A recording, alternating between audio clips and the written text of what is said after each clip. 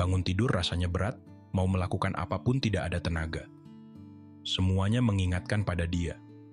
Lagu, tempat, bahkan bau parfum yang tidak sengaja tercium di jalan. Sakitnya menusuk, nyata sekali. Dan di tengah kekacauan batin itu, orang-orang di sekitar kalian, mungkin dengan niat baik, terus-terusan bilang, "Ayo dong move on, cari yang baru, jangan sedih terus, hidup harus berjalan." Gampang sekali mereka bicara. Mereka tidak merasakan apa yang kalian rasakan di dalam dada.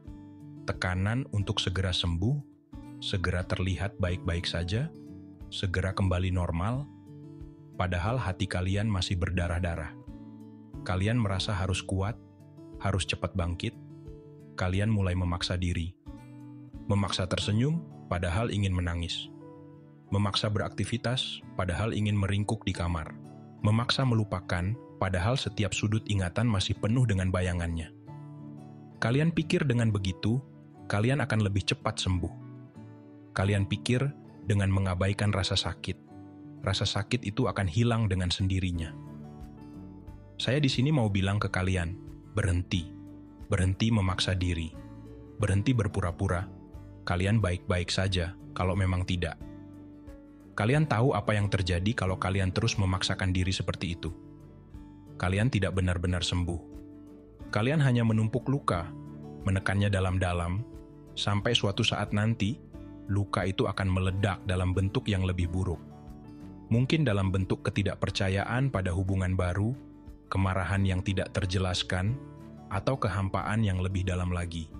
Kenyataannya adalah, sebelum kalian bisa benar-benar sampai pada titik yang namanya move on, ada medan perang emosional yang harus kalian lewati. Ada fase-fase yang tidak bisa kalian lompati begitu saja. Ini bukan soal cengeng atau lemah. Ini soal menjadi manusia. Ini soal mengakui bahwa kehilangan itu menyakitkan, dan butuh waktu untuk memprosesnya. Jadi mari kita bicara jujur. Mari kita bedah satu persatu 5 fase emosi yang kemungkinan besar sedang atau akan kalian alami setelah hubungan kalian berakhir.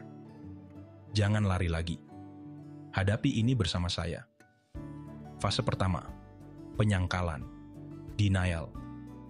Ini adalah garis pertahanan pertama pikiran kalian saat menghadapi kenyataan pahit yang tidak bisa diterima. Rasanya tidak nyata. Kalian bangun tidur dan sejenak lupa kalau kalian sudah putus. Lalu kenyataan itu menghantam lagi, seperti truk. Sakit. Di fase ini, kalian mungkin masih mengecek ponsel setiap 5 menit, berharap ada pesan darinya. Berharap semua ini hanya mimpi buruk atau salah paham besar.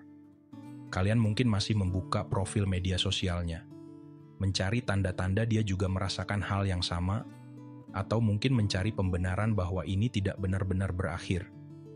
Pikiran kalian terus berputar, mencari celah, mencari kemungkinan. Mungkin dia hanya sedang emosi sesaat. Mungkin besok dia akan sadar dan kembali. Mungkin kalau saya begini atau begitu, semua akan baik-baik saja. Kalian menolak percaya bahwa cerita yang sudah kalian bangun bersamanya benar-benar sudah sampai di halaman terakhir. Kalian mungkin juga menyangkal perasaan kalian sendiri. Berkata pada diri sendiri atau orang lain, "Saya baik-baik saja kok, tidak apa-apa. Ini bukan masalah besar."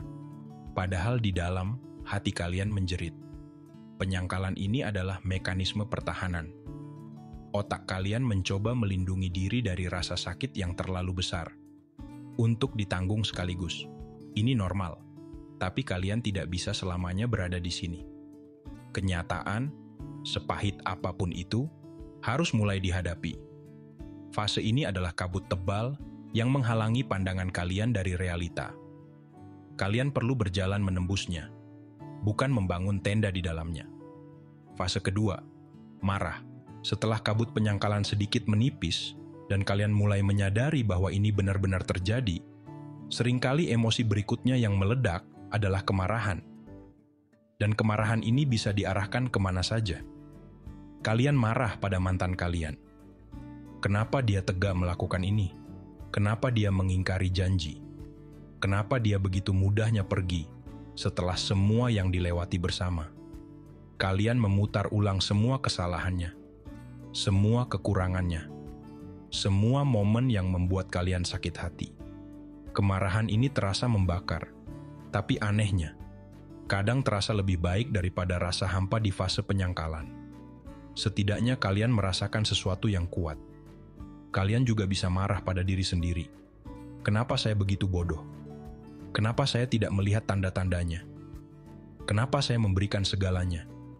Kenapa saya tidak bisa mempertahankan hubungan ini? Kalian menyalahkan diri sendiri atas berakhirnya hubungan. Memutar ulang semua yang kalian anggap sebagai kesalahan kalian. Rasa bersalah dan penyesalan bercampur dengan kemarahan pada kelemahan diri sendiri. Bahkan, kalian bisa marah pada keadaan, pada takdir, pada Tuhan. Kenapa harus saya? Kenapa ini terjadi pada saya?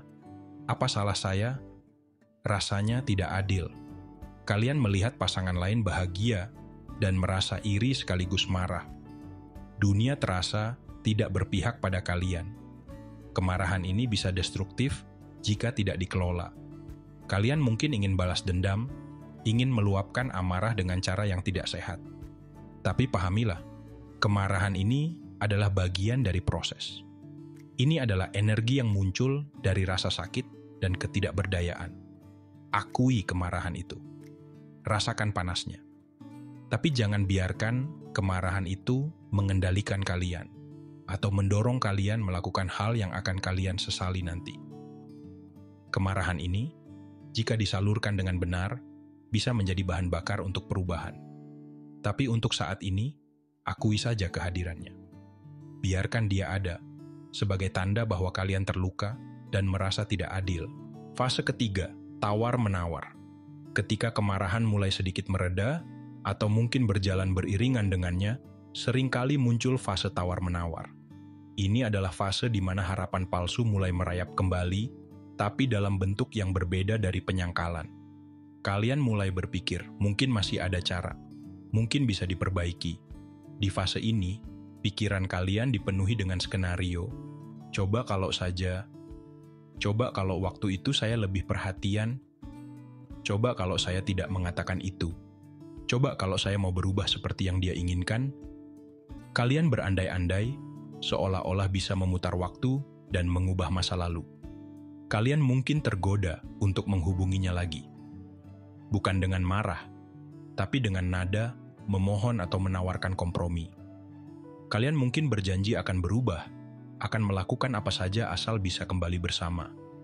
Kalian tawar-menawar dengan diri sendiri, dengan mantan, bahkan mungkin dengan kekuatan yang lebih tinggi. Ya Tuhan, kalau dia kembali, saya janji akan jadi orang yang lebih baik. Saya janji tidak akan mengulang kesalahan yang sama. Ini adalah fase keputusasaan yang dibalut harapan.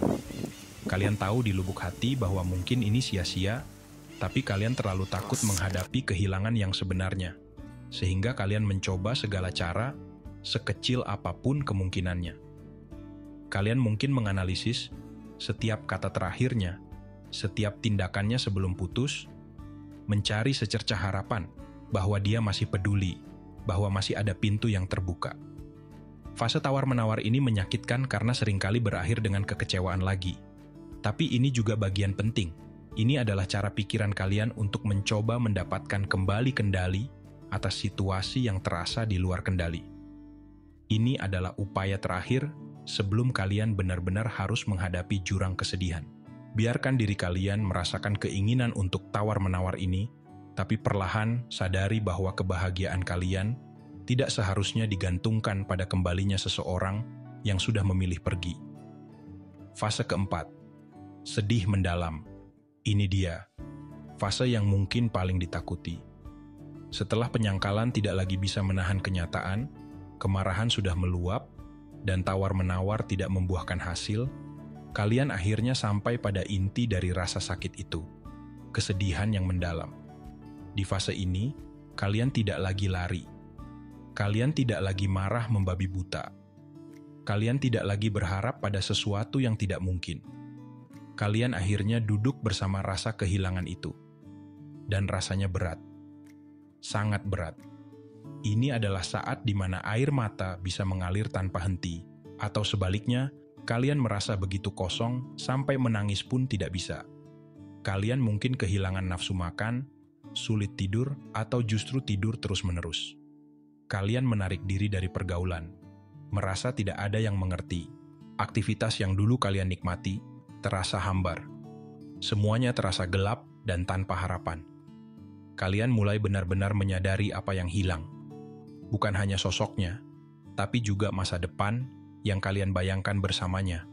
Rutinitas yang sudah terbangun, rasa nyaman dan aman, mimpi-mimpi bersama. Kehilangan itu terasa nyata dan merasuk ke tulang sumsum. Orang mungkin akan bilang, jangan sedih terus, ayo semangat. Tapi saya bilang pada kalian, tidak apa-apa untuk merasa sangat sedih. Tidak apa-apa merasa hancur. Ini bukan tanda kelemahan. Ini adalah respons alami terhadap kehilangan yang signifikan. Kalian sedang berduka. Kalian sedang memproses luka yang dalam. Jangan menekan kesedihan ini. Jangan merasa bersalah karena merasakannya. Biarkan diri kalian merasakan dalamnya kehilangan itu. Menangislah jika perlu. Berdiam dirilah jika itu yang kalian butuhkan. Tuliskan perasaan kalian. Bicaralah pada orang yang benar-benar bisa dipercaya dan mau mendengarkan tanpa menghakimi. Fase ini adalah lembah yang gelap, tapi percayalah, kalian harus melewatinya untuk bisa melihat cahaya lagi di ujung sana. Mengakui dan merasakan kesedihan ini adalah langkah krusial menuju penyembuhan yang sejati. Jangan anggap remeh kesedihan ini. Ini adalah bagian terpenting dari proses berduka kalian. Fase kelima, menerima. Setelah melewati badai penyangkalan, kemarahan, tawar-menawar, dan lembah kesedihan yang dalam, perlahan tapi pasti, akan datang fase penerimaan. Ingat, penerimaan bukan berarti kalian tiba-tiba bahagia dan melupakan segalanya. Bukan berarti rasa sakit itu hilang sama sekali. Bukan berarti kalian setuju dengan apa yang terjadi. Penerimaan adalah ketika kalian akhirnya bisa melihat kenyataan apa adanya, tanpa filter emosi yang berlebihan seperti sebelumnya. Kalian menerima bahwa hubungan itu sudah berakhir. Kalian menerima bahwa orang itu sudah tidak lagi menjadi bagian dari hidup kalian dalam kapasitas yang sama. Kalian menerima bahwa rasa sakit itu ada, tapi tidak lagi melumpuhkan kalian. Di fase ini, kalian mungkin mulai merasakan sedikit kelegaan. Beban berat di dada terasa sedikit lebih ringan. Kalian mulai bisa memikirkan dia tanpa ledakan amarah atau tangisan yang tak tertahankan. Mungkin ada sedikit rasa sedih, tapi itu adalah kesedihan yang tenang, bukan kesedihan yang menghancurkan. Kalian mulai bisa melihat masa depan lagi, meskipun mungkin berbeda dari yang kalian bayangkan dulu. Kalian mulai fokus pada diri sendiri, pada penyembuhan, pada hal-hal yang bisa kalian kontrol. Kalian mulai menemukan kembali minat pada hobi atau aktivitas yang sempat terlupakan. Kalian mulai bisa tersenyum lagi, tulus dari hati. Penerimaan datang secara bertahap.